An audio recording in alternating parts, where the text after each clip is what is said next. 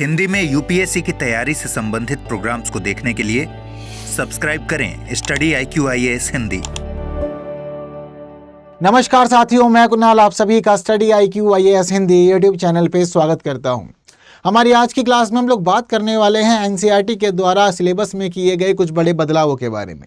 दरअसल एनसीईआरटी ने class 7th के लिए एक नया सिलेबस इंट्रोड्यूस किया है, जिसमें पता चल रहा है कि अब क्लास 7th के बच्चों को मुगल्स को नहीं पढ़ना होगा, दिल्ली सल्तनत नहीं पढ़नी होगी, बल्कि अब मगध साम्राज्य और महाकुंभ को पढ़ना होगा। तो क्या है हमारी इस मामले में न्यूज़? तो न्यूज़ का कहना है Mughals out, Magadh empire makes pages of new NCERT class 7th text book rooted in Indian ethos. तो देखिए, मामला जो है वो अपने आप में बहुत ज़्यादा खास है। इस न्यूज़ का पता चल रहा है कि किस प्रकार से एक बड़ा फेरबदल एनसीईआरटी ने किया है किताबों में। तो क्या क्या शामिल है आज की हमारी क्लास में, चर्चा में क्यों, प्रमुख तथ्य, संशोधन और शामिल नवीन विषय, ये सब कुछ हमें पढ़ना, जानना, समझना। तो देखिए, एनसीईआरटी ने क्लास 4th और 7th के लिए अपडेटेड संस्करण जो है वो, यानी कि अपडेटेड एडिशंस किताबों के इन्होंने प्रेजेंट किए हैं हम सभी लोगों के लिए। तो क्या क्या इसमें शामिल किया गया और क्या क्या हटाया गया? तो देखिए, पिछले साल हमारी जो एनसीईआरटी है उसने क्लास 3rd और क्लास 6 के लिए कुछ नई बुक्स इंट्रोड्यूस की थी। अब फिलहाल ये काम किया गया 4th और 7th के लिए। ठीक है, जो क्लास 7th की बुक है जिसका नाम है exploring society India and beyond part 1। अब दरअसल इस किताब को इन्होंने चेंज किया है और चेंज करने का आधार बताया इन्होंने न्यू नेशनल एजुकेशन पॉलिसी। तो दरअसल एनसीईआरटी का ये कहना है कि किताबों में हमने जो बदलाव किए हैं उन बदलावों के पीछे का कारण है हमारी राष्ट्रीय शिक्षा नीति 2020, और राष्ट्रीय शिक्षा नीति 2020 के तहत है एनसीएफ, यानी कि नेशनल करिकुलम फ्रेमवर्क। तो इनका ये कहना है कि जो नेशनल करिकुलम फ्रेमवर्क है इसके अकॉर्डिंग ही हम लोगों ने अभी हमारी नई किताबें इंट्रोड्यूस की हैं, नया सिलेबस इंट्रोड्यूस किया है, और ये सारी की सारी जो नई चीज़ें हैं ये बेस्ड है भारतीय और स्थानीय संदर्भ और लोकाचार में निहित सामग्री के ऊपर। तो इस पे हम लोगों ने फोकस करके सभी सिलेबस को या पूरी की पूरी पाठ्य पुस्तक जो है उसको तैयार किया।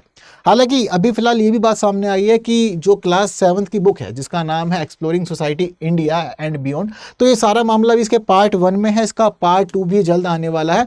और ये बताया गया है कि जो पार्ट 1 है वो शुरुआती 6 महीनों के लिए रहेगा, बाकी पार्ट 2 जो है वो आगे का चीज़ें संभालेगा और इसमें भी कुछ और नई चीज़ें देखने के लिए मिलेंगी।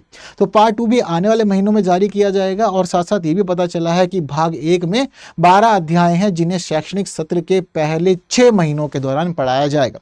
भाग 2 के अंदर भी कई अतिरिक्त विषय इन्होंने शामिल किए हैं और ये माना जा रहा है कि सभी से अनुरोध करते हैं कि वे इसके जारी होने तक का भी इंतजार कर लें। तो जल्द ही पार्ट 2 भी आ जाएगा इसका। ठीक है, कुछ ही महीनों के अंदर बता रहे हैं कि सबके सामने ये हाजिर होगा। अब क्या क्या चेंजेस किए गए, जरा एक बार चेंजेस पे नजर डालते हैं। तो देखिए, क्लास 7 के अंदर इन्होंने जो सोशल साइंस की बुक है उसमें मुगलों और दिल्ली सल्तनत दोनों को ही हटा दिया। अब तक जो बच्चे थे क्लास 7 के वो मुगल और दिल्ली सल्तनत दोनों को पढ़ते थे।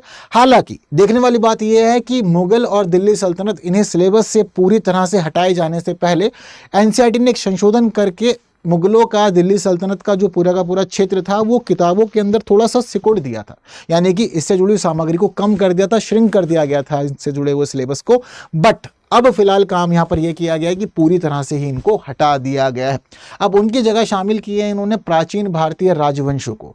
और प्राचीन भारतीय राजवंशों में क्या क्या शामिल है? मगध, मौर्य, शुंग, सातवाहन, इन सभी से जुड़ा हुआ नया अध्याय इन्होंने इंट्रोड्यूस किया है। और इंट्रोड्यूस करने के पीछे उन्होंने बताया है कि इसका उद्देश्य हमारा ये है कि हम भारतीय लोकाचार पर ध्यान देना चाहते हैं, इसी वजह से हमने ये काम किया है। अब ये किताब है, इस किताब का 5वां अध्याय है और 5वें अध्याय को उन्होंने नाम दिया है साम्राज्यों का उदय। और ये जो साम्राज्यों का उदय है ये मुख्य रूप से मगध साम्राज्य के उदय पर केंद्रित है और इससे जुड़ी हुई और भी बहुत सारी चीज़ें बताता है। अशोक महान शासक के बारे में जुड़ी हुई खास चीज़ें भी हमें इसी अध्याय में ही देखने को मिलती है। सिर्फ इतना ही नहीं, जो नई पाठ्य पुस्तक है उसके अंदर हाल ही में जो प्रयागराज में हम देखते हैं कि महाकुंभ का आयोजन किया गया था, तो महाकुंभ 2025 से जुड़ा हुआ भी एक चैप्टर अब इन्होंने शामिल कर दिया है। इसके साथ साथ यूनानियों पर भी विस्तृत अनुभाग इन्होंने इस बार दिया है। ये खास खास चीज़ें अब हमें अपनी क्लास 7th की बुक में देखने को मिलेंगी। ठीक है, इसके साथ ही ये भी देखने को मिल रहा है कि कई संस्कृत शब्दों का समावेश किया है। ठीक है, आप कई चीज़ों को अपडेट किया है और संस्कृत शब्दों का उपयोग किया है, यानी कि फिलहाल ये भी चाहत है कि जो चीज़ें एग्जैक्ट में पढ़ी जानी चाहिए उनको थोड़ा इजी ना बनाया जाए और जो एग्जैक्ट वर्डिंग है वही वर्डिंग यूज़ की जाए।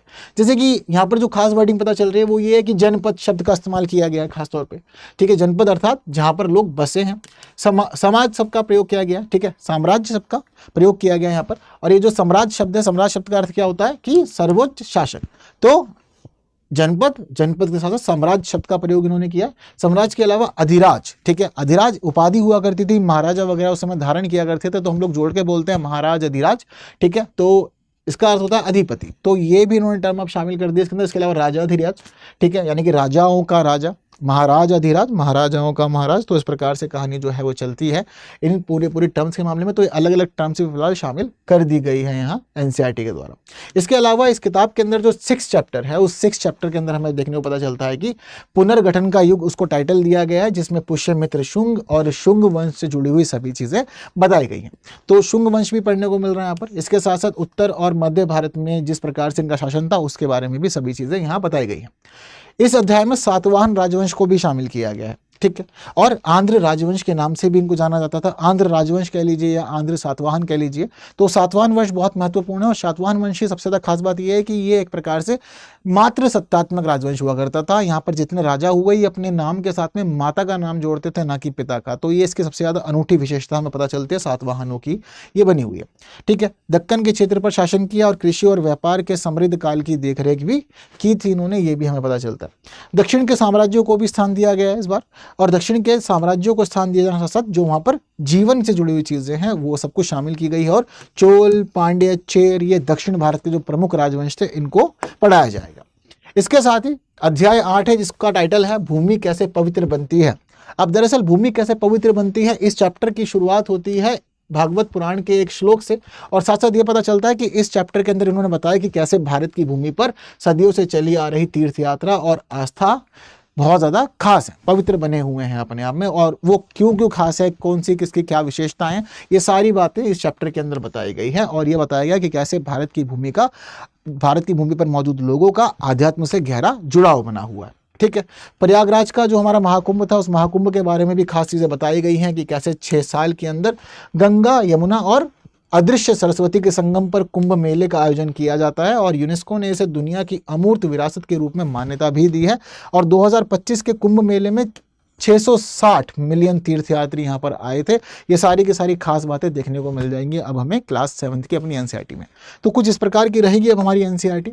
बहुत ज़्यादा खास चीज़ें अब नहीं देखने को मिल रही है। कुछ हमारे खास खंड जो थे उन खास खंडों को हटाया गया है और कुछ नए खंडों को यहाँ पर स्थान दी गई है, और इन्होंने बता दिया है कि इसका मुख्य उद्देश्य क्या है, किस प्रकार से ये सभी चीज़ें कर रहे हैं। तो बस ये ज़रूरी बात है कि आप लोग को सब कुछ ये पता हो। तो बस आज की क्लास में इतना ही। ये सारी जो महत्वपूर्ण बातें आप लोगों के लिए ज़रूरी थी वो आप लोगों को बता दी गई हैं, आप लोग को बता दी गई हैं।